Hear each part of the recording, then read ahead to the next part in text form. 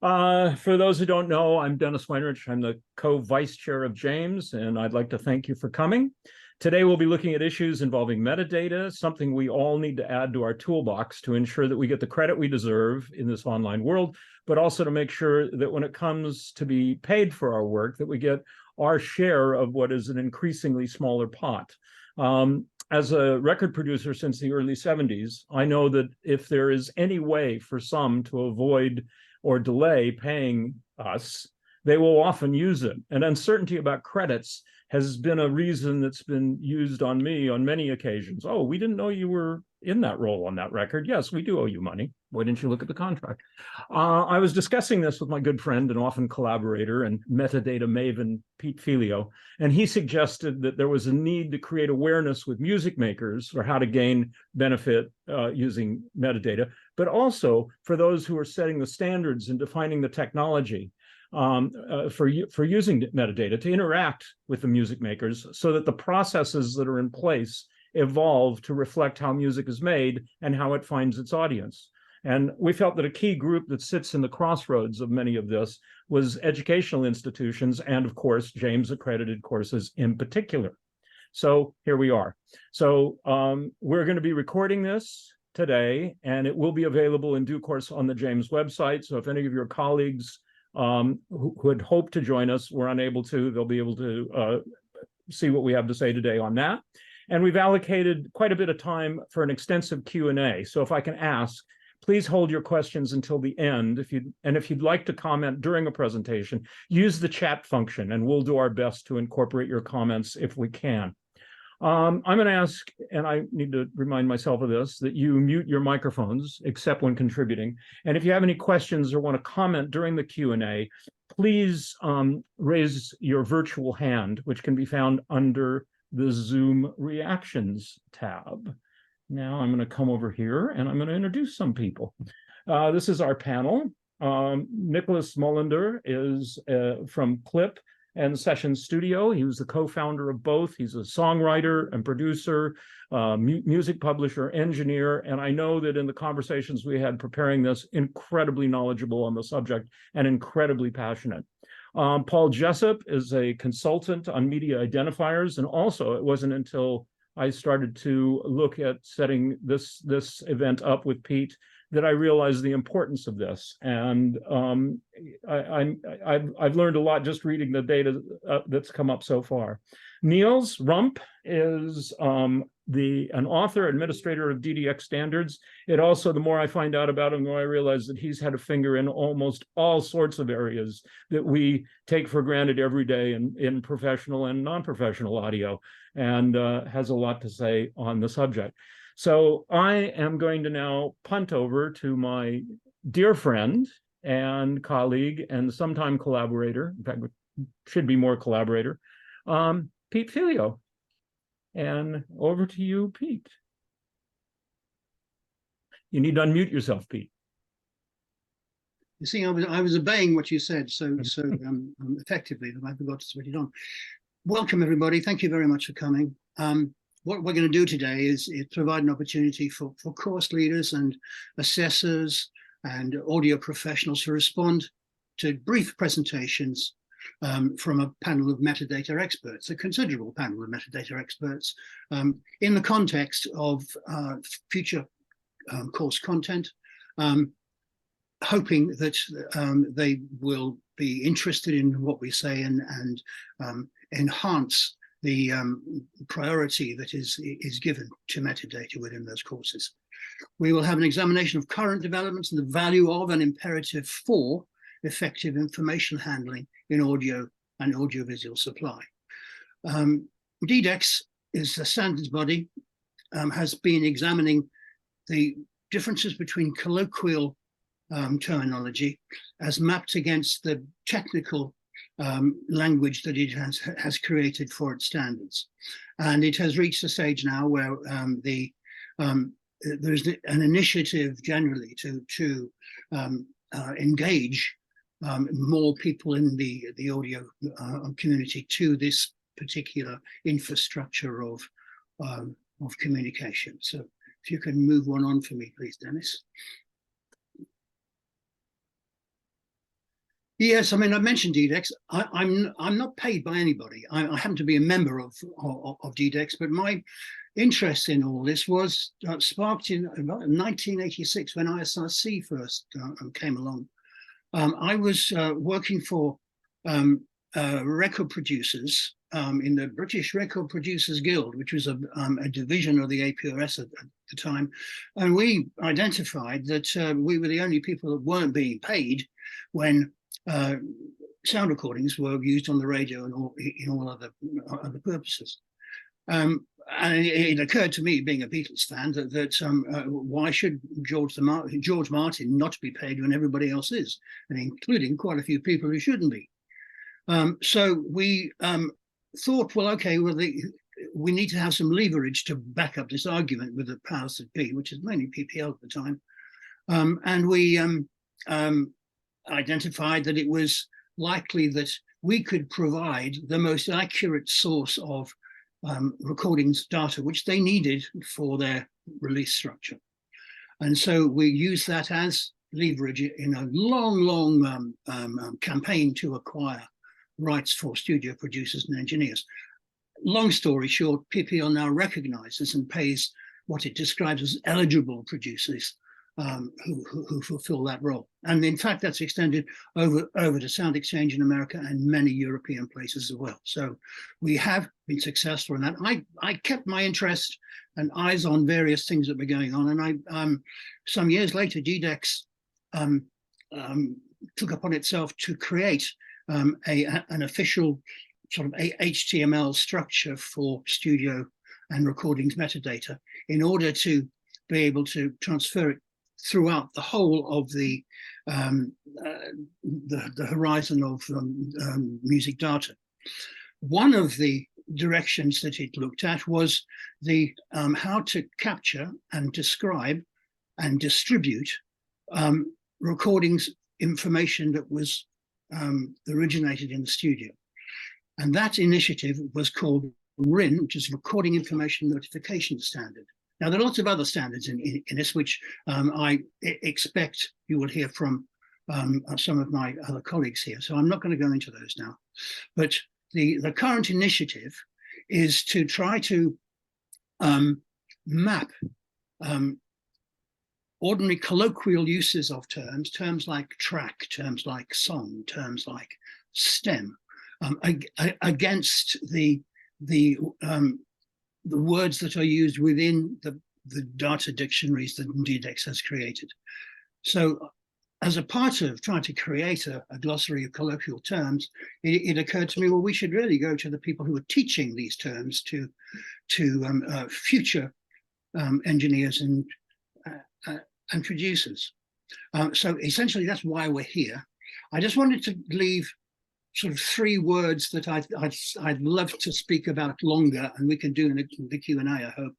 One is interoperability. Now, when people create their own software products, they devise terms and processes that are unique to their products.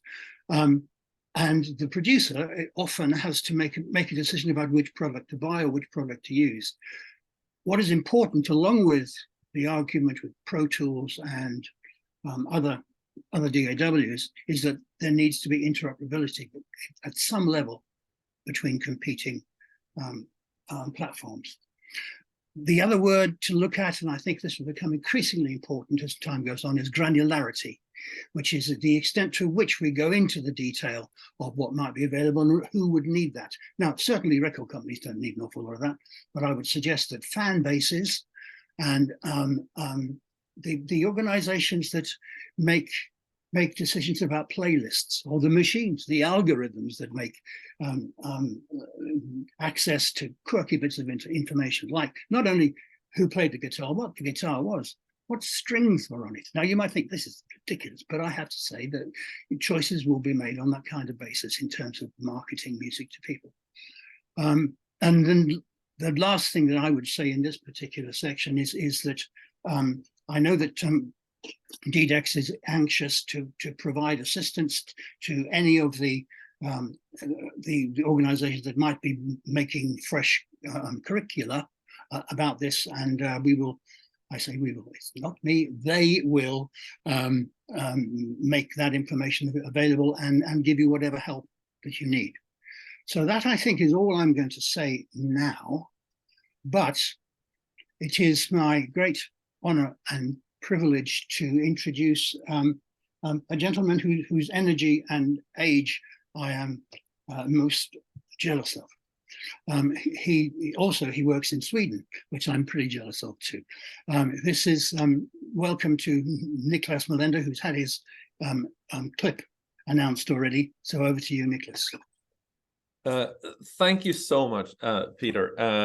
And the aging thing was, yeah, I'm 50. I'm getting 52, so I'm not a youngster anymore. So, but thanks for that.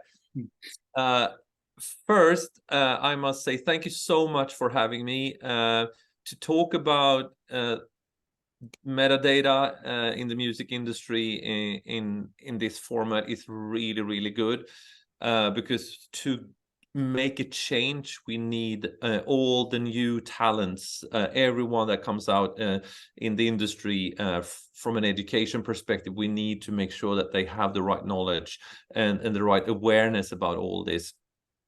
Because that is what's going to make it or break it for them if they want the creation to be the sustainable profession.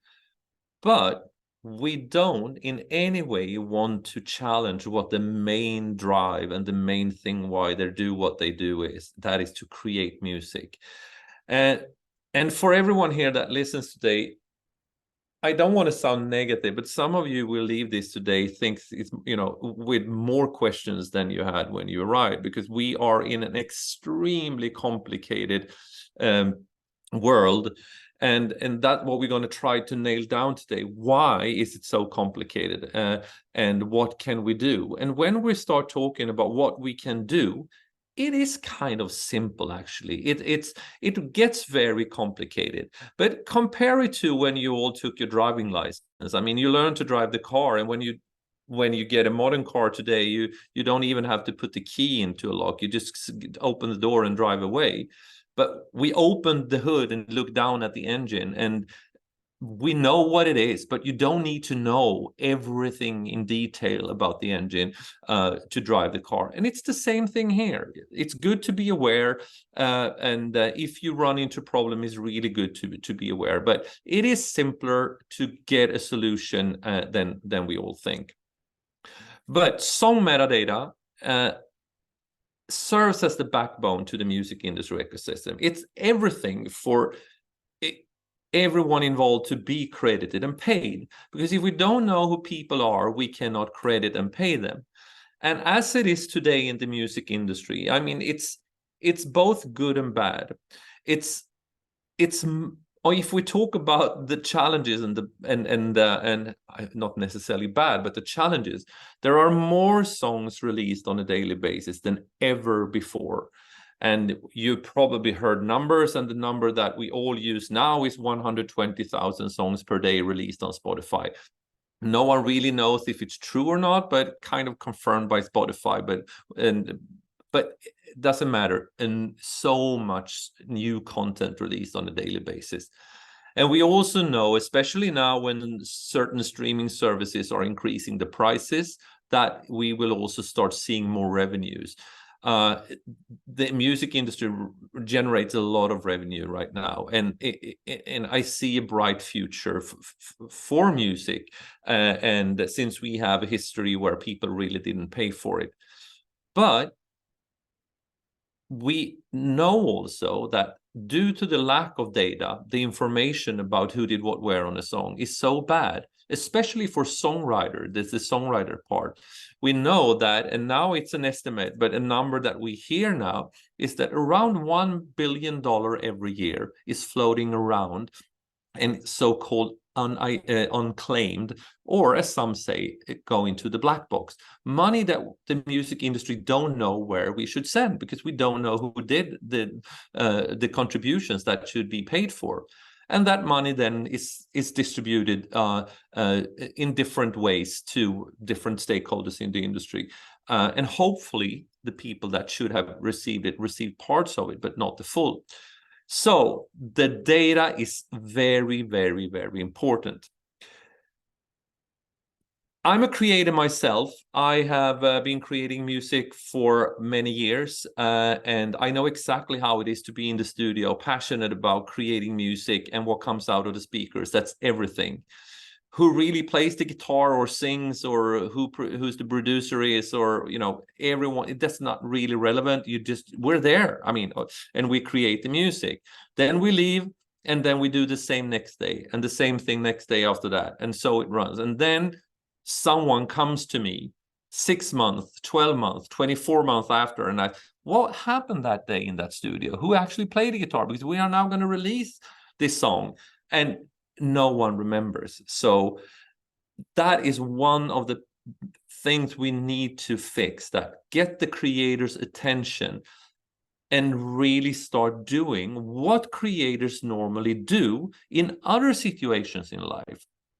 Imagine any creator anywhere in the world having another type of job, working at a restaurant as a waiter, for example.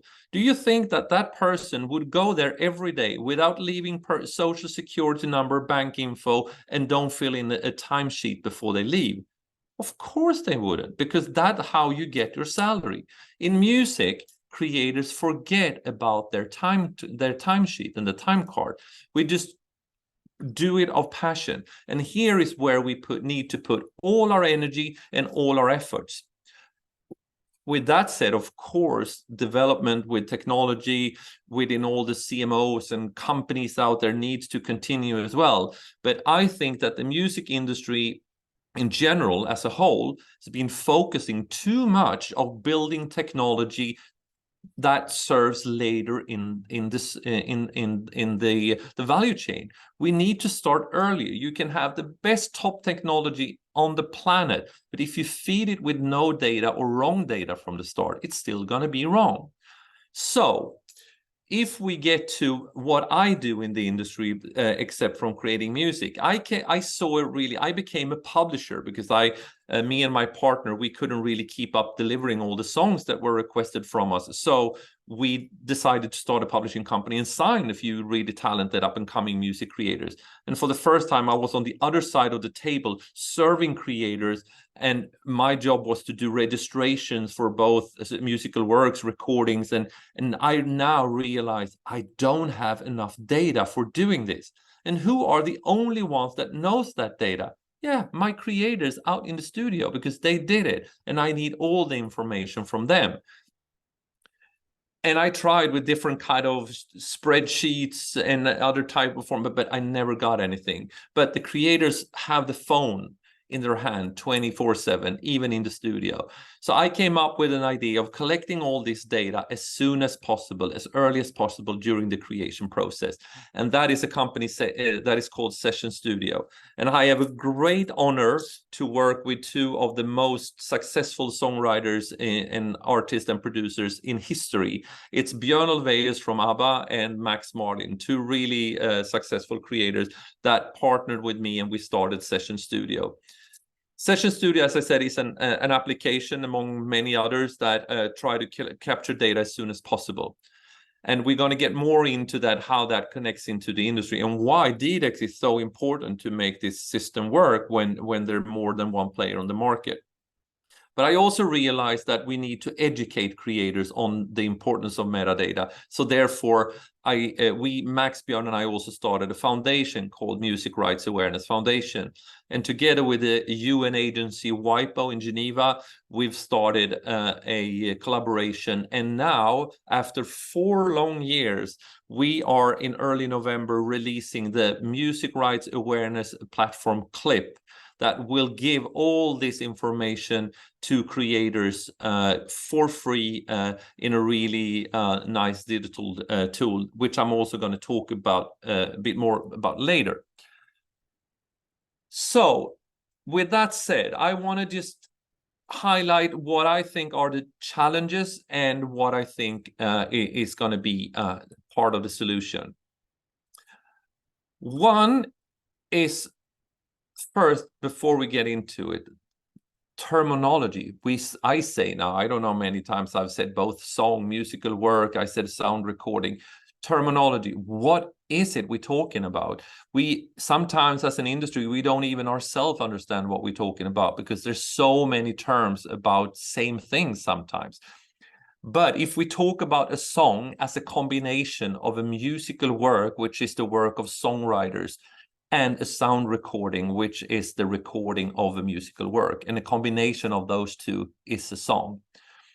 Why we have so big problems in the industry is because I've never seen any other, if we dare to call a song a product, I've never seen as complex owner structure of a product on the market as a song, because there's so many rights holders on a song, and the majority of the time all owners don't even know who the others are.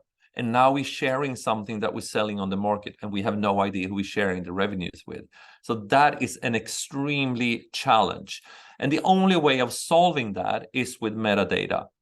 And we're going to hear it more, I think, from Paul later, but there's 5 identifiers that we need to make sure are assigned, linked, and matched before the first commercial release. And that is the information about who the owners are. How are we now going to treat our students and the creators? Because, I mean, we're already on deep water talking about all these complex things, and we will not reach them. We will not get their attention. The only thing we need to make sure that the creators understand they need to do when they create a song is to have, if they use a technology, an app, or if they use pen and paper, they need to put down who did what, where, and when. That's the only thing we need to ask them about. If they then can add the identifiers, if we can get more detailed information, technology can help us doing that, because the identifiers need to be authoritatively. We need to know that they are right. And if we do it wrong, it can actually make things worse. But the only thing we need to do is who did what, where, and when. And that is the message I would like to send to all the creators and students out there. It's not more complicated than that. Just keep track of it, but do it early during the creation process, because you will be asked sooner or later about these questions.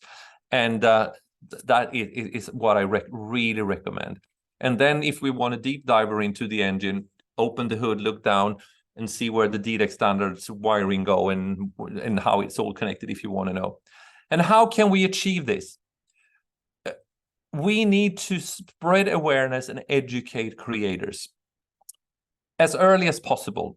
But for the ones that are already out there, and I mean, I said that I'm partnered with Max and Björn is pretty knowledgeable because he's also the president of CSAC. But Max, for example, I sometimes need to explain basic things. And now we're talking the biggest pop songwriter and producer in the world, and he don't really understand. But of course, he has a lot of people taking care of stuff for him. But there's too many creators out there that sometimes don't even know the difference between a label and a publisher, for example. So we need to educate and spread awareness to them. And we need to provide tools to simplify the process for the creators.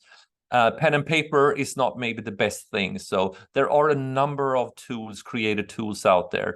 And I think that I strongly recommend to use the tools available. And Niels will explain how we can fit it all together if the creators are using different tools for the same song, for example. But there are solutions for that. So give them awareness and education and provide them tools, and don't make it more complicated than ask them who did what, where, and when. That's me. I think it's a bit more than 5 minutes, but that's what I wanted to say. Thank you so much. And now I leave over to Paul. Brilliant. Very good. Thanks, Niclas. It's great to be on a panel with old friends, and I don't disagree with the word that Niclas has said. Although I might try and make it a little more complicated in contravention of his wishes. Jason Scott was an internet historian, internet archivist, and he said that metadata is our love note to the future, and that's always resonated with me. But I'll suggest today that that love note is pretty useless if the data that goes along with it is ambiguous. And let me explain why that might be. Next slide, please. So here we have 2 gentlemen. On the left, a singer known as the Singing Brakeman, also known as the father of country music. On the right, a 1960s pop singer who was born the year that the one on the left died. So they never knew each other, but they shared a name and they both had some success in their field. And to this day, and to their shame, many of the online music services conflate these two in uncomfortable ways, and you will find songs from one intermingled with the other. So what's the solution to that? Well, we don't use their name, we use their identifying code, in this case, the International Standard Name Identifier, one of those who, what, when, why things that Niclas was talking about. And you'll notice those codes are different and they allow us to distinguish them from each other. And those are the sorts of codes that we need to be explaining to people are important in this day and age. Next slide, please. So I said I'd make it a little more complicated. This is actually a block diagram that explains exactly what Niclas was referring to a few minutes ago, but in a slightly more formal way. We have a multi-level creative process, and if we don't understand that and don't teach our students about it and how it affects the way they document the things they do, they will get it wrong.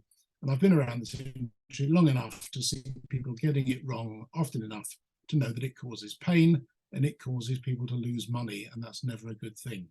So we have here on the left the entirely mental concept of a work or a composition, and in the middle a performance which might be recorded, and on the right hand side a product which you can consume on a music streaming platform or buy from HMV if HMV still exists, and I haven't checked lately. And below we have the alphabet soup of the different sorts of identifiers which are used to codify, as we saw Jimmy Rogers and Jimmy Rogers being codified, the different roles and the different aspects of the things that are created along the way. I'm not going to go into those in any detail now. They include the 5 things that Niclas referred to as needing to be collected. But frankly, if our students don't know what they are when they come out of your doors, they're going to struggle when somebody asks them to do some documentation for a new recording, which has got to go out tonight, or your history. So why do we do this? And maybe we could drop the slides and we can see each other. Can we do that? Can we cancel the screen share? Maybe we can. We'll move on anyway. Do you want me to stop sharing the screen at this yes, point? you stop sharing the screen, then I can see people and they can see me, God help me, and my Filleul or whatever jumper, which is crazy in summer, isn't it? So why does this matter? Well, it matters in the ways that Niclas was hinting at, and I'd categorize those as the credit. Your next gig, your next engagement is only as good as the credits that we know you've done in the past. For discovery, so that people can consume your product by knowing it exists, and importantly, to make sure that you get paid for the things you've done. And if any of those numbers aren't there, or if they're misattributed, that money may either stay in the black box or it may be sent to the wrong person entirely, neither of which is a good thing. So the skills we need to teach, we do not need everybody to be an expert in all of these areas, but we do need them to understand how important they are. And as I once said, people shouldn't be allowed right access to any system until they know what these things do and how much damage they can do if they get it wrong, because damage can indeed be done.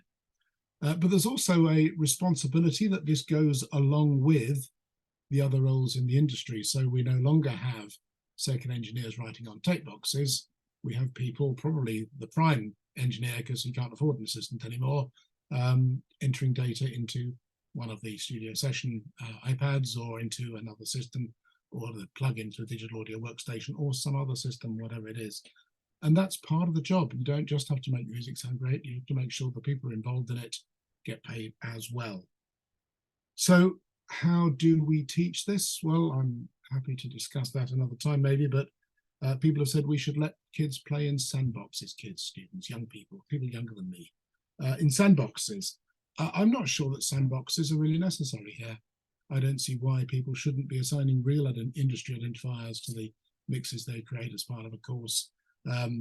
It's no worse than what a lot of record companies do, producing garbage data that clogs up the system. So let's have some real experience generated by doing it, and have them practice. I was heartbroken when I found that Sound Exchange, who are the sort of equivalent to PPL in the States, have a deal for student radio stations. And the deal is they pay a discounted license fee and they waive the reporting requirement. No, charge them no money, but insist that they report accurately and make the waiver of the fee contingent on the reporting being right, and they'll learn something from it. So those are my thoughts on why we should codify stuff and why we should teach codifying it. Look forward to the questions at the end. But I'm, as you can tell, slightly passionate about this stuff, as others on this panel are. So if I can help by coming and sharing some of that passion, I'm available. If somebody will, if it's not too far away, I can do that for you with the greatest pleasure. And I think at this point, I hand over to my old friend Niels, who will tell us about the systems within which this is now being implemented. I will certainly, thank you very much, Paul. I will certainly give that a try. Good afternoon, everybody. I think we now all understand why metadata is important. As Niclas has said, not everybody needs to look under the bonnet and see what goes on.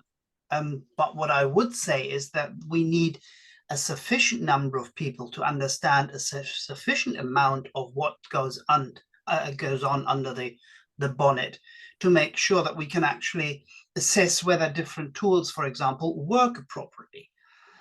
Yes, there are different tools that can collect information in the studio world, because that's where things are best done.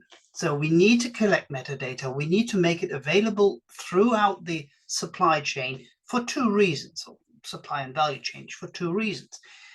We want our music to be listened to. No consumer can find the music if the metadata isn't available, or the AI agent that creates playlists cannot pick the right music when there is no information about the music available. And musicians, engineers won't get paid, or they won't get the next gig, because, well, that's what happens in the real world, isn't it? Hey, I listened to you on that recording. Shouldn't we do something together? Well, that only works if you actually have the credits in the information.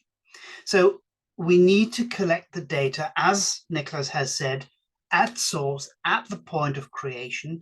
And if you could go to the next slide, please. That means by the musicians, by the engineers in the studio as early as possible. And then the information can be shared across the music industry, to the record companies, to the publishers, to the collective rights management organizations, whether that's for performers and recording for the producers, or whether that's for the writers, adapters, and so forth. And then on to the DSPs, and on to all the metadata companies. And there was a question in the chat talking about these metadata companies. Are there a complication? Well, I would say they're an enrichment to this ecosystem. And you see a diagram there on this screen, slightly taking the language from Mr. Beck and the London Tube map. Those are all the different standards that DDEX has developed over the years, and that we are maintaining with our 150 or so members. And there are about 10,000 companies worldwide that use these standards. And each of those lines that you see there is one important communication of metadata in the music industry. Without these arrows or these lines to happen, there is no music industry as we know it today. We would be reduced to more or less gigs in the local pub, but there wouldn't be any radio, there wouldn't be any Spotify, there wouldn't be any Microsoft, Amazon or whatever. I think Microsoft Zune is not really that much happening there anymore. So just quickly talking this through, it starts, as I said, in the studio with what we call the recording information notification. Peter has mentioned that.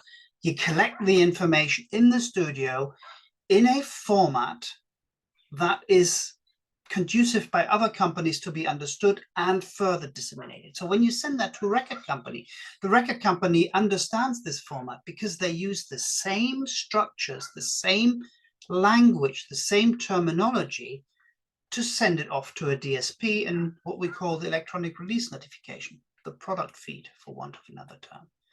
And then you need the sales and usage report, that's the dark blue line, going back where people can then say, hey, I've, as a DSP, as a Spotify, for example, I've used this sound recording or streamed this sound recording 50,000 times in this country for this purpose and at this time, so that the money can be repatriated, so that people get paid. So what needs to be understood, I think, by people working in the industry is not the details of how things work, but the business processes that support the exchange of information. So what needs to happen, for example, at a record company, when they receive a RIN message, which contains all the who does what, when, or did what, when, on this stem, on this stem, on this stem, on this mix, and all of those things, and potentially which guitar did B.B. King play on that recording, all of that information. That's so important for DSPs to market music successfully. What does a label now need to do to actually make the metadata for a product out of it? What does a DSP need to do when they receive the information? What do they do if they receive different information from different sources that conflict to each other? Because that happens, especially when, as Niclas has said, 3 months later, 6 months later, he's been asked what happened in the studio. He may not remember exactly, and his mate, who was also there, may not remember that precisely. So now we have two different pictures of who did what when. How do we resolve those issues? That's not just a metadata issue, but without the metadata, you have no chance at all of resolving that. With the metadata, you have a chance of resolving that. So I think we need to understand or get the next generation of people in the music industry understand a little bit about the data flows. This is just what DDEX supplies, or DDEX has provided. There are other standards and other lines that you can draw. It's more or less everybody talks to everybody in some way, shape, or form. But they have to understand, I think, how in principle these things are done, why they are done, and what the issues are, so that this 3 levels of work, recording, and instantiation can then be disentangled and the right people be played. I just want to finish here by saying 2 things. The first thing is the information that flows there. It's quite a lot of information. And for each of the information, or for each of the recording, each stream, the monetary value is comparatively small. So we must make sure that actually this information flows as seamless and cheaply as possible. And that requires standardization, because if a record company has 90 different formats because they are dealing with 90 different business partners, for instance, they need to maintain that. That costs money. That, well, maybe a major record company can do that. Smaller record company has no chance in hell. So we need to make sure that all of those things are as standardized as possible.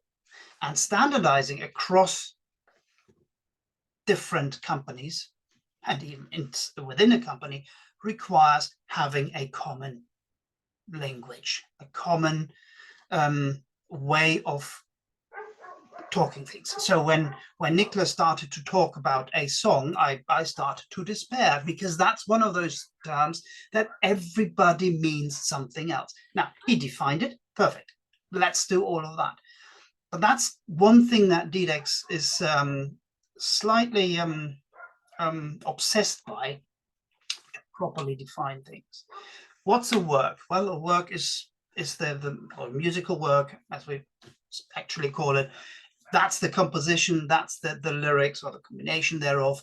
That's the thing that a writer creates. And then we have the recording, then we have the release, and all of those different bits that need to be defined, so that when a record company sends something to a DSP, also about what the exploitations are. If a record company sends to a DSP, you may stream this in France from the 3rd of December, that the recipient knows exactly what is being communicated. Not just the syntax is important, but also the semantics. I think that's, going through my little list here, I think that's all I had to say for now. Oh, the question that was on the chat, where was that question? Now the question has disappeared on my thing. So you see on this diagram at the bottom, you have metadata companies, and Jackster, for example, that's for me a typical metadata company. They provide, whether Jackson specifically or others, they provide additional values. One of the things, for example, we're working at the moment is what we call the Mead and Pie standards, our food-based standards. They are standards to provide rich metadata, not the core metadata about the identity of what's in a sound recording, for example, but additional information. Things like the mood, the genre, those kind of richer stuff that helps a DSP to market a release or a product or a sound recording better, rather than, yes, I know what it is, but I can now fit it better into playlists and those kind of things. Why does that have to come, for example, from a record company? Aren't there companies outside of the record company that can provide that kind of information much better than a record company? Because that's their focus. And that's what some of those metadata companies do. Jackster has a specific business model where they collect and make available to their members credit listings, more detail than the credit listings that you need for rights management. That's an added value. Whether it's valuable to you, for you, Tony, or for others, they have to see that. But in principle, I think those services are valuable as well. And should that idea of additional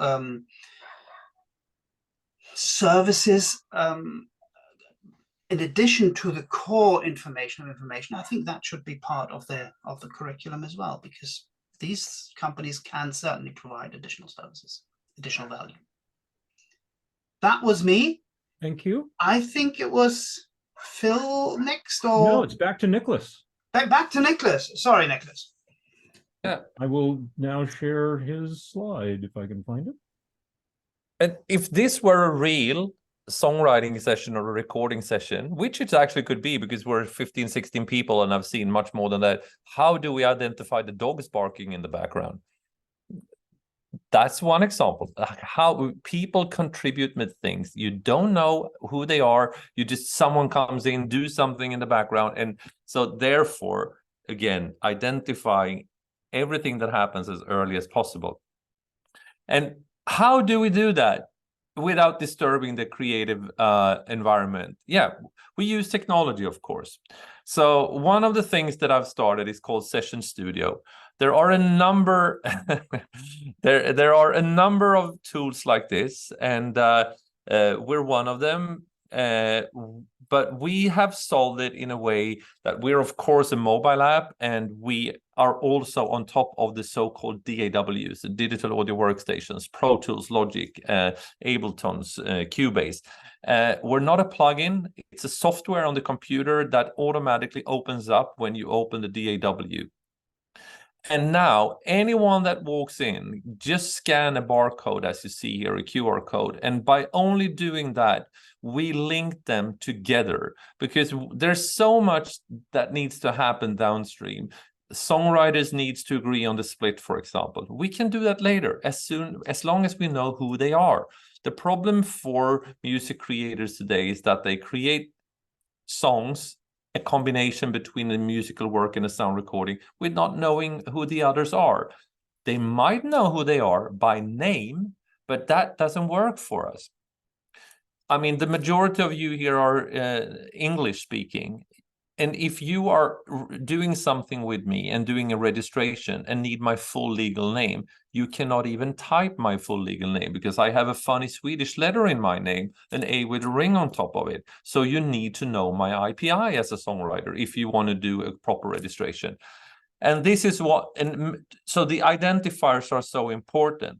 And for creators that of the majority of the times today are both involved in the songwriting and also on the sound recording, then they need 3 individual identifiers to be fully covered. The IPI for songwriters, the IPN, and now also the ISNI, before we even get started. And to expect that our creators are going to remember all this will not happen, because we focus on other things. So therefore, Sessionstudio, we have focused, of course, building an interface and a solution that attracts creators directly in the environment where they make the music. But we are also very embedded and involved with the identifiers.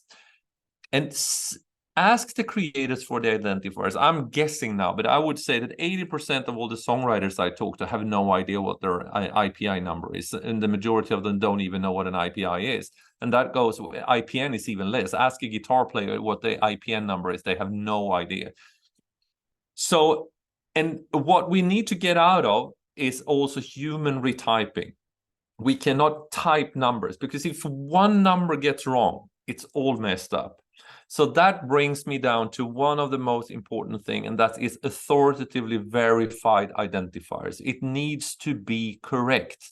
And the only way of doing that for songwriters, for example, is to do a verification method directly with the Copyright Society, the PRO or the CMO, we can call them both for songwriters, that they are aligned with their membership database, because that's the only source of the truth with an opportunity to verify it. And Sessionstudio, we've developed something called a creator ID verification, where we authoritatively can verify IPI, IPN, and we can also do lookups at ISNI and assign ISNIs. So we can help creators of doing that one time.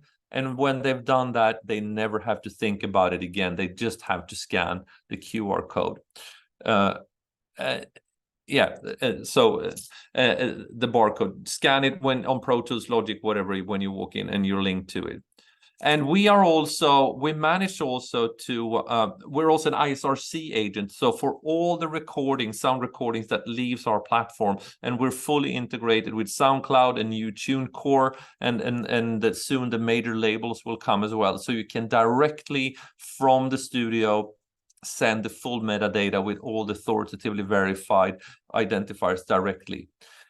If we talk shortly about songwriters and publishers and that part, the CMOs that represent that part of the industry, their biggest problem is that the unique identifier for each musical work, called ISWC, is assigned way too late in the process.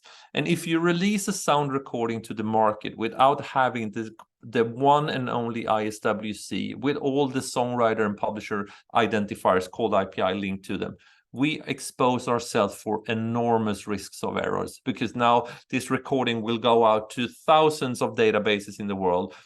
And if the links to the songwriters and publishers are wrong, it will most likely never, ever be possible to fix all of it. We can fix bits and pieces of it. When we see a market where it generates money, we can go and fix that. But Sessionstudio, we are now working on something that we call early ISWC. So we can make sure that when everything is a song, a combination between a sound recording and a musical work is made on our platform, we make sure that the identifiers are authoritatively verified, linked and matched before the first commercial release of a recording, a sound recording. And that is to us the solution. Then there's tons of things that needs to be fixed downstream, but that is the first step we need to do. And that's what Sessionstudio is doing. Our biggest challenge is to get people to use it. Creators are terrible. We are terrible because we, as I said before, but we need to get creators to understand how important it is to do this. And it doesn't take any time. Scan a QR code when you walk in and boom, that's everything you need to do. Sessionstudio is free for everyone to use. It's completely free, but since we offer audio management, it's storage. So when you increase 2 gigabytes of storage, we need to charge for storage. And we are also adding other features on the platform that we know creators need. So we have a lyric tool that is the most used tool on our platform, where everyone involved can collaborate on the lyrics. We have split sheets, and we have an access tab, which gives all the A&R publishers, teachers, everyone to be involved.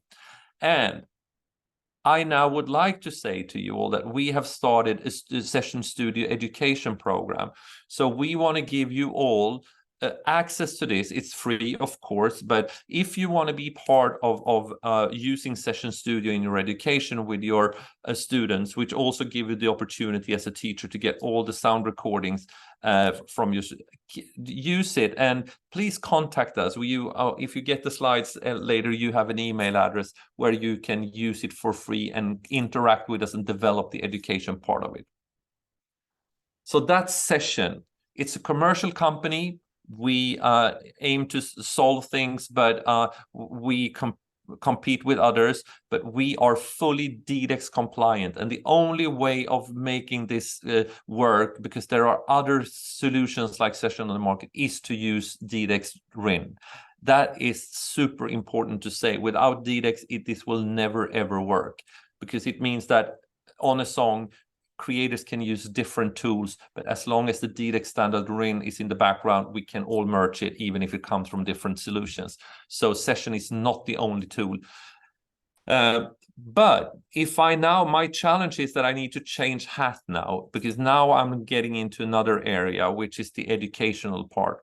As I said, Session is a company, and we aim to change the industry, but there's also, of course, a business model. But we need to educate the creators, and it's a bit of a challenge to represent both a commercial company and a UN collaboration. But I managed to use the hat thing, and now I'm switching hat to Wipe for Creators and the Clip platform. Based on my knowledge as a creator myself, and also with my knowledge of developing the Sessionstudio platform, I realized that creators don't understand the importance of data. They need to learn not only what the identifiers are and how it links to their contributions, industry structure, what is a publisher, what is a label, and what is a CMO, for example. So with support from the music industry, we have partnered with the UN agency WIPO in Geneva, and we have created CLIP, which is an acronym for Creators Learn Intellectual Property, but we always going to use CLIP to not make it complicated.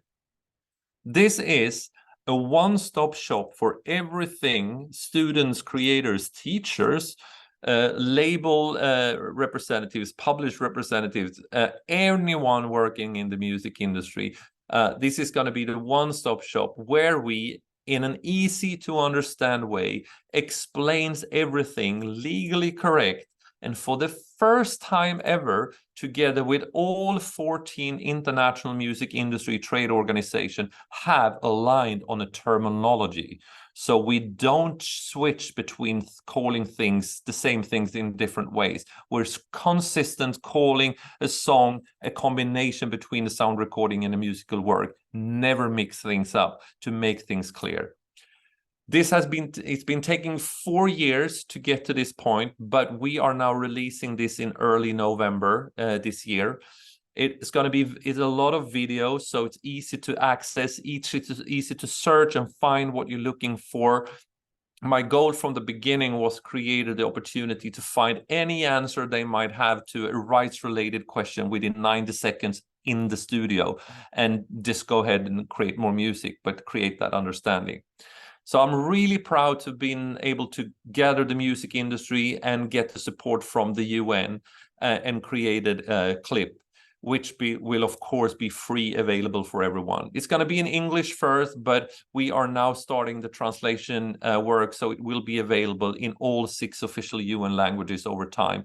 And WIPO have a plan to add this on other IP artistic areas, such as book authors, photographers, since we have the technology is already there, so they can just add other IP areas into this. But this is something I recommend all you teachers to use as the main tool for educating your students, because if you think it's complicated and don't really understand everything yourself, this is the truth. This is easy to understand, and it's a consistent terminology that everyone can refer to. So I'm more than happy to, as Niels said, whatever you need from me or from us, just let us know. We're more than happy to talk more about it. But from November, you just will have full access to it, and please use it to educate yourself and educate your students. Thank you so much. Thanks, Niels. That was great. Right. Well, thank you all very much. I learned a lot. I've got a page full of questions, but I would like to throw it open to everyone. I've got this slide up which has contact information for all of us. I'm not going to leave it up because I think, as Paul pointed out, that it gets in the way of his being able to see who's who. So and probably other people in that position. So I'll put it back up later if people would like it. It's good. All this information, including that slide, is going to be available on the James website when we get around to it. So I'm going to ask Paul and Niclas and Niels and Pete to unmute, and I'm going to ask if anybody's got any questions. And if you don't, I'm going to start. I'm going to go for Tony Platt, who's going to unmute himself any second. Yep, I'm unmuted. I just I wanted to just spin out this thing that the question that I put into the chat there. It just concerns me greatly because I've been looking into it recently. I mean, Jaxter seems actually reasonably well set up, but of course they're not just a sort of database or data collection operation. They're basing their whole mechanism on people being able to promote themselves. And then the other one that I came across was this AI Muso. And so I dabbled with that, and it managed to import into my profile quite a cross-section of credits, most of, or the large proportion of which were nothing to do with me, and the credits that were something to do with me were so incomplete it was laughable, quite frankly. I mean, it just worries me greatly that these companies are very, very likely to kind of muddy the waters, you know. I mean, you've got the idea here of that Niclas has said of standardizing the terminology. I think that's extremely important. But is it not the case that we need to standardize the data collection as much as we possibly can, so the right information is getting in there? So that was the first thing.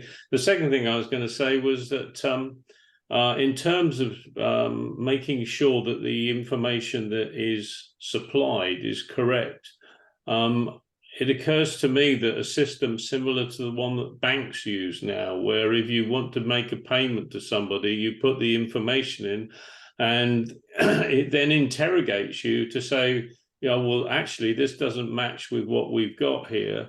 Do you want to change that if the account name isn't quite right, or the sort code, or whatever? So I'm assuming that there are functional systems out there, software systems, that could help in that particular respect. So Tony, very good question. I'm just going to give you 2 quick answers.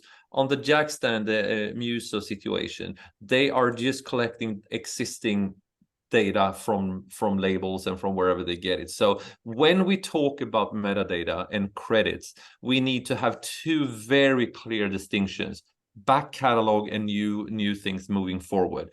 Going backwards, there are recordings with contributions from people that don't live anymore, so we can never confirm if it was true or not. So that is very important. And Jaxsta and Muso.io and all those companies that are doing a great job and collaborate with labels and publishers to get the data, they can only base their information on what they receive and what's available. So, but it's important to have that distinction about old and new. Then regarding tools, and since I'm on thin ice here with my different hats on, if I put my session hat on, I have, exactly like you, been questioning how the music industry can let creators just create music, put out on the market, and don't make it mandatory for how they deliver the data to them.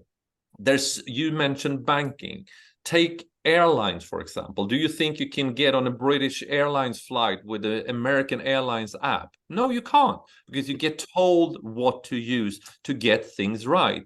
But in the music industry, it's so political that there's so many stakeholders involved. So we have not managed to get to a point where it gets mandatory, where the data comes from the creators. And the only ones that suffers from that big time are the ones that creates the music, because they don't get their credits and they don't get their money because the music industry is too political. And I say this with my session hat on. I've seen it, I experience it, and I understand it in the same way. But it is something that we need to work on in the industry. So I really like that you brought that up. Thank you. Part of the music industry actually does work like, oh, sorry, Paul. I'll just finish that now. Works like that. If you're looking at what happens in Nashville, for example, without actually creating the metadata, record companies will not pay out the studio engineer who is typically responsible for collecting all that metadata.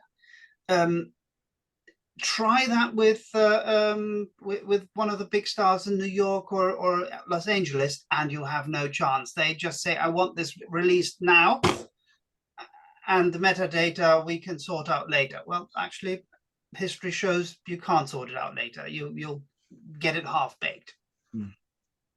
Yeah, let me take Tony's question and relate to something Niclas said, which is about authority. Some data is authoritative. It's deemed to be correct for the purposes which it's intended. So if you're a songwriter, then your record at your society and at CSAC with your IPI number in it, or at Sweezer in this case, is authoritative. They're the authoritative source of IPI numbers. And anybody who tells you differently is wrong, because the original, they're not saying it's error-free, but it's authoritative. That's not the case with some other parts of the industry. There is no authoritative global registry for recording identifiers. You could argue the song registry the work registry at CSAC for ISWCs is authoritative because they run it and it is the right data for, not to say it's error-free, but it's authoritative. There are other people downstream from that, though, don't play that role. They're not the authoritative source of data. They add on, as Niels was saying, they add value to data. Jaxsta, fabulous organization, we've been working with them since the sort of day before they launched almost. They take data from record companies direct, but that doesn't really make it authoritative. It just means that it's first-hand rather than second or third-hand. And I think Peter and I have some history on Muso.ai, where we looked him up, and I think you were a viola player on several tracks that were, they're using algorithms to try and tease out truth from a morass of data, and doesn't always end well. And if you're trying to pay people on that basis, that's hopeless. It'll get better, but it's not good yet. But that's the other thing. It's horses for courses, isn't it? Jaxsta, for example, the information that Jaxsta collects is not for rights management purposes. It's for the purposes of connecting musicians and people with one another. And all the errors that their data has, because of where they get the data from, has to be errors in there. Not good, but it's not catastrophic. If you would use that data for rights management, that would be problematic, because then you pay the wrong people, and reversing those payments will be much trickier. Well, there's another point to throw into this as well. Something that I noticed the other week, and I can't remember whether it was Jackster or Muso, AI Muso, but looking at one of those, they were making a big play for registering people's neighbouring rights. Well, and I thought, hang on a minute, I don't need to do that because I've got my stuff registered with PPL. And PPL are taking care of my neighbouring rights because I gave them the okay to do it. So it's another one of these things of people kind of confusing already confused people into signing over something that they didn't need to do in the first place. So it's absolutely ripe for waters being muddied, isn't it? Yeah. So Tony, interesting. So if we divide the different identifiers into different things, I mean, what really works pretty well, the ISRC, the sound recording identifier, works pretty well actually, because it's more simple, because it's most of the time one owner of the sound recording, and it's mandatory to have an ISRC in most cases when you want to release it to anywhere. But it's different for the musical work, for example. But what you just said, I hear all the time, especially from songwriters. They say, no, but I'm PRS, or in my case, STIM. They take care of that. I gave them all the information. But what you need to do as a creator, especially if you earn money, that is not to rest just because you're with PPL or you have a publisher. You need to be active because things change. And especially now with sound recordings, catalogs are traded like never before. And what was before a truth registered with PPL might not be the truth anymore because things change and titles mess things up. From a musical work perspective, I can give you one fun example. Since I'm working with Björn and Benny, Dancing Queen, for example, that musical work, which is one of the most used musical work in history. And it also has another fun perspective because it has ISWC #1. It was the first musical work to ever get an ISWC. So then you must say, one of the evergreens ever written with #1. It must be super easy to keep track of. I helped Björn and Benny to check this. Last time I checked, it had 89 new ISWC linked to it with different names. And what we now must add to this is adaptations, alternatives. There's so some of them are actually right, but some of them are not. But if there's one there that is not right, in this massive amount, tsunami of data out there, if it's a society somewhere in the world collecting money from the sound recording Dancing Queen, and they have hundreds of ISWCs to put it to, they might send it to the wrong one. And that changes. Last time, 89 more for one of the most evergreens in the history. And so you can never say that PPL takes care of that for me. I gave them all information. It would be good if it was like that, but I'm sorry. If you earn money on music, you need to be on top of this all the time. And because things change. And PPL can only take care of it if you provide them good data to start with. And the same applies for PRS for music or whomever is your preferred mechanical society. Yeah. So just, and again, not to paint things too black here, but if it's a new musical work, let's take any type. I Love You, for example. Five songwriters wrote I Love You. We don't share IPIs. We know what the names are. We have no idea what the other publishers or managers are. I don't know which societies they belong to. And how many ways can you spell I love you?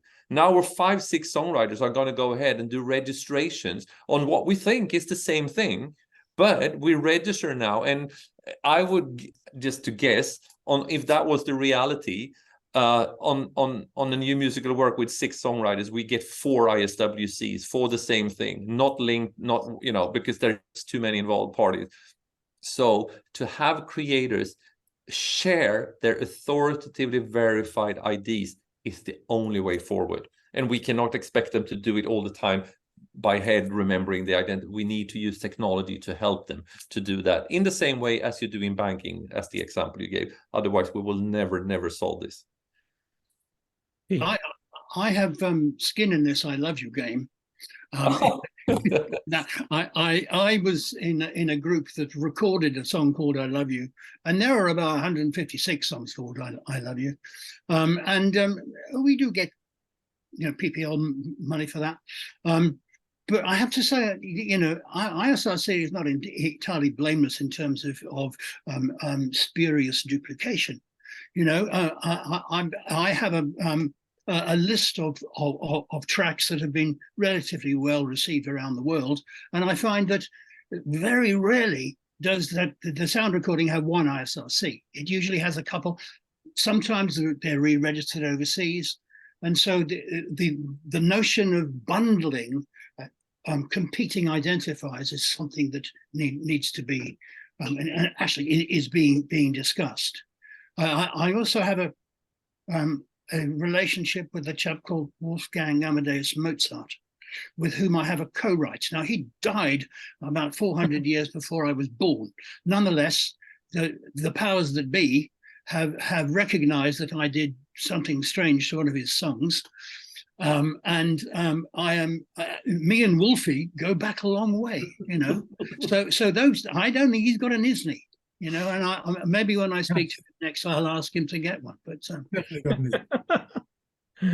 Melvin Toms had his hand up earlier. You still got a comment to make, Melvin?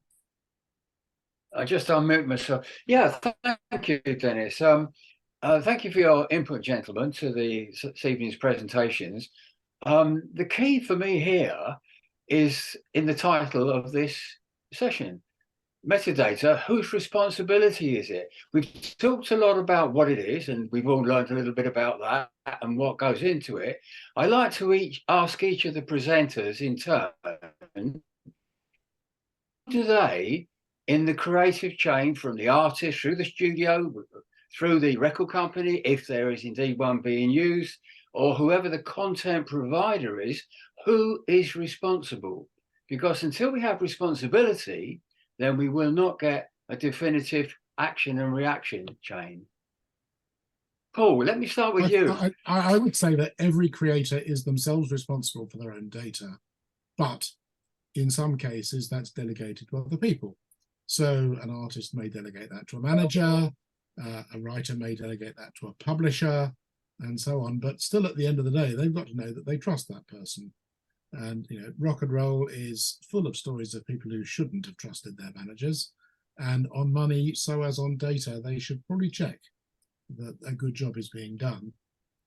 But ultimately, if you don't look after your own interests and nobody has taught you how to do so, which I think is why we're here today, then you might not be surprised if somebody else takes advantage. there is How do you feel? me, yeah, okay. There is a low-level contractual responsibility sometimes put into to provide label copy, so that if you have a producer contract, a part of what you provide as a deliverable is that sort of information. Now, the reality is that nowadays there's a lot of interchange between the record company during the process of recording. And there will be alterations that are suggested by, the blessed A&R man who knows better about the hi-hat levels than anybody else. And those exchanges are a part of the DDEX communication structure. So nonetheless, the contractual part of it, Melvin, is historically there already. The thing is, it's not really as detailed as the level, the granular level that we're talking about here. And because of the marketing and release priorities of an artist, an awful lot of that work isn't done until after the release has happened. And I have to say that usually the people that do that work at labels are enjoying their first job, would rather go out at 3:30 on Friday afternoon, are not entirely committed to what they're doing. And if they can show that they've done 46 of these a day, then apparently they're doing all right. So they don't actually take a lot of time to get into the detail of things. That's human nature. And I've never heard of a legal case where someone has been brought to task for not providing label copy as his contract stated. Basically, people don't care that much about it. What I had hoped to accomplish today with this was to answer your question, Melvin, in this way. I hope to be able to stimulate people to see that there's something in it for them, and that it would give them a sense of, well, there's a reason for me to do this because I get something for it. I love the distinction that was made earlier about how there's historical stuff and there is, current and going forward stuff. I didn't, that distinction wasn't clear to me until today. I spent a lot of time worrying about, because I'm an old music creator, about how to make sure I get the credit for the stuff that I did years ago. And really that's not really the key factor here. To me, something that was brought up earlier, which I'd like to explore, was if you can use metadata, or can you, I don't know if it's true, can you use the kind of metadata that we're talking about here today to bring people to your work? So, if the better quality of metadata that you provide is used by the streaming services, will they add your stuff to playlists because the metadata is better? And if so, how can we exploit that in a better way? That, to me, is got to be key for getting people to do this. I can give you a statistic. It was Apple and Amazon who actually, sorry, not Apple, Universal and Amazon who did a test. So the main message to communicate release information, music information from a record company to a DSP is the ERN standard, the electronic release notification. That gives you basically label copy information plus including writer information if available. And then what the DSP may be doing with it, streaming, downloading, when, which territory, and so forth. And more recently, we've developed standards for the communication of this rich metadata that I mentioned earlier.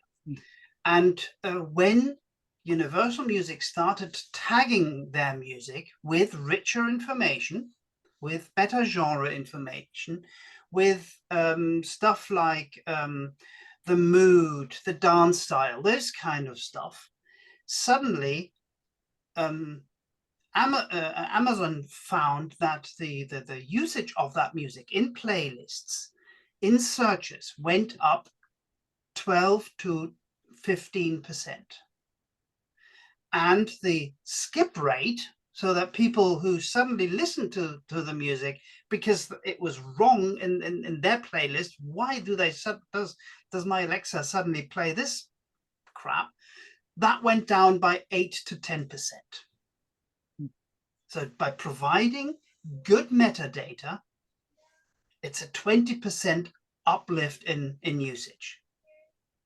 And that's very interesting. And also what I can say that we, with my session hat on, what we did together with Universal, Spotify, and YouTube, we proved that the existing DDEX standards works extremely well for delivering this.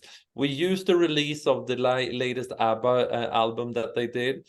We used our platform to collect information about the ABBAs, of course, every performer, including a child choir and a symphony orchestra, all IPI numbers, all identifiers, every information needed through the DDEX RIN to Universal.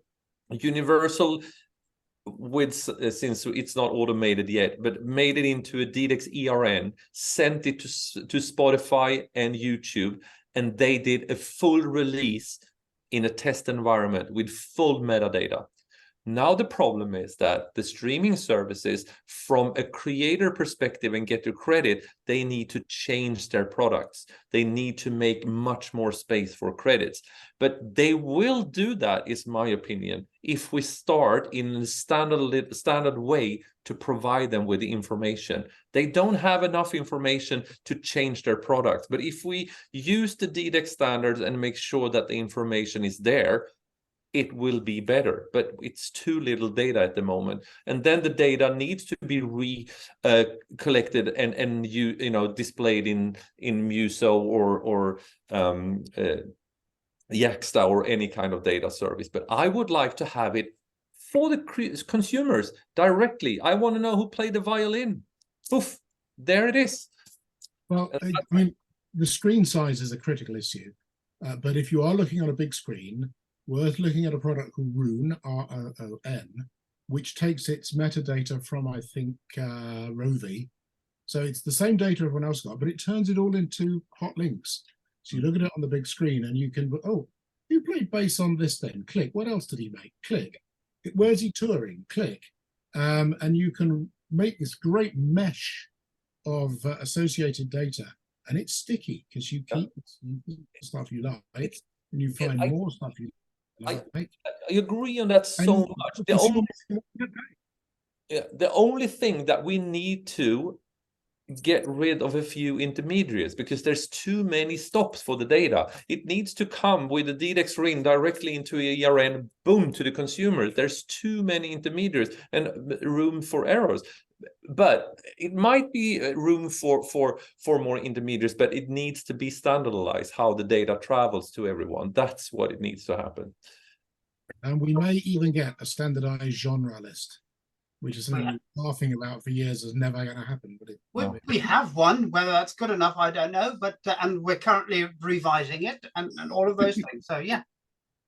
I have a question for Niclas. Actually, Before you move on, Pete, can I bring George Schilling in, because he's been trying to get into the conversation hello, George. Sorry for quite about some that. time.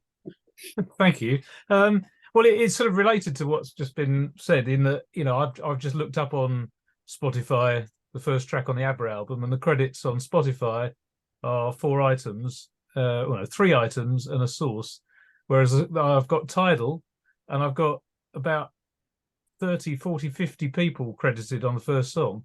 So why are Spotify not yet using all that data, and how are Tidal getting it?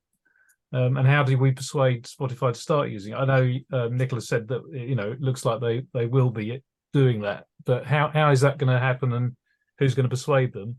And also, I obviously, you know, I work with a lot of sort of independent and self-funded projects where people, you know, don't know to submit this stuff when they're submitting it even. So I do projects, and as much as you can twist people's arms and tell them, somehow I get the impression that a lot of the aggregators don't have the fields to input a lot of this data when people publish stuff. So, you know, I do something, it pops up on Spotify and there's no credits at all. So I think there are 2 answers to this question. How is the data communicated? Well, it would be in both cases with the ERN standard, with electronic release notification, which has the space to communicate the entire lineup up to the 5th triangulist, if there is one. So you can provide everything. The musicians, the people behind the microphone, if they are of any importance to the creative process, can all be listed. Why is it not there? Well, they haven't been asked, or not asked with enough force to make this available.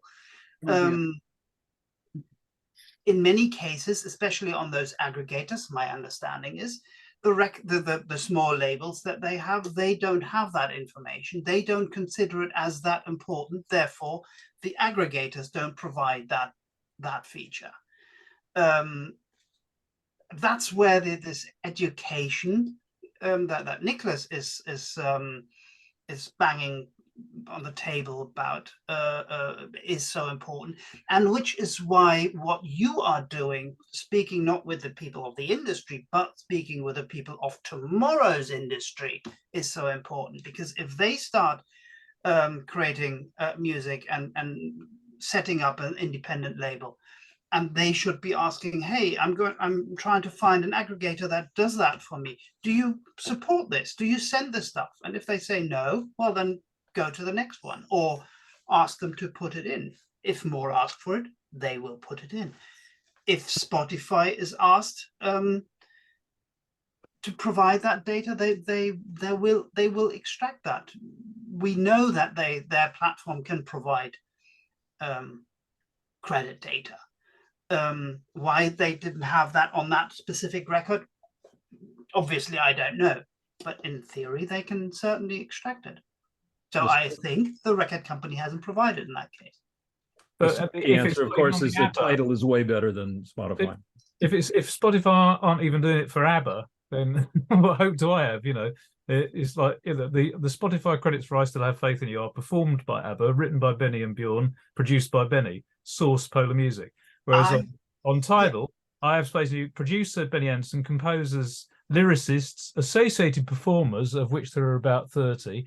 Assistant recording engineer, there's 6 or 8 cellists, there's a chamber orchestra, there's a conductor, double bass, drums, engineer, guitar, horns, keyboards, and on it goes for for a half a page on a Tidal. And Tidal have been doing this for several years. Spotify started producing the credits link, but they don't really put very much on there. I don't think Spotify treats ABBA differently from you. They have an algorithm. When they receive it from an aggregator or record company, they take the data and put it up. So I don't think that's the issue. I think in that case, and I don't know where the two companies, Tidal and Spotify, got the data from, but that's where I think the gap is. But your point about the small aggregators, there is a fraud problem here that they struggle to police, which is people put a collaborator on their lineup who wasn't actually there to fool the algorithm into elevating them to that the fan of that. And there are going to be artificial intelligence engines that will detect that and exclude it, and there'll be sanctions against people who try to fool the system. But I have some sympathy for the people dealing with the quantities of data that they're dealing with today, and whatever the numbers Niclas said earlier, tens of thousands of tracks an hour, a day, or whatever it is. Policing that's hard work. And let me say like this: we as creators, we should not focus too much on a specific streaming service. I mean, I'm a Spotify user. I love Spotify, but they're maybe not the best one on credit. But look historically, when you released your own CD, it was full of credits. You had everything, but then it was part of a compilation. Then, not so much. But we as creators need to understand that if we don't make ourselves known for our contributions, it cannot go anywhere. And believe me, distribution will change in the future. So who knows what's going to be there, but we will still have the same issue if we don't start capturing the information and make sure to deliver it in a standardized form. So the streaming service that want to give it out can do it, but they can't today. It's bits and pieces. It's copy and paste today, and we need to change that. But let's not focus too much on a specific streaming services. Let's make it wider and broader. Thank you. It's the in the end, it's a big sausage factory, the metadata thing, and we need to make sure that we put good meat in. Otherwise, the sausage will not be good. Right. Perfect. Yeah. Okay. I'm a bit concerned that it's going to be too late to go on much further. So. Yeah, and I was just about to bring that up, that it's probably time to call it quits. Has anybody who hasn't had a chance to speak dying to bring something up? I've asked one of my page full of questions, but I'll get them answered in due course. I would like to thank everybody who was part of this, helped to put it together, and generally put in their time and energy. I put the slide back up. If anybody's desperate to grab somebody's email address, this is the time to do it. I'm not going to leave it up for very long. Thank you all. Thank you, Peter. I thought that was a wonderful lunch that we had that kicked all this off.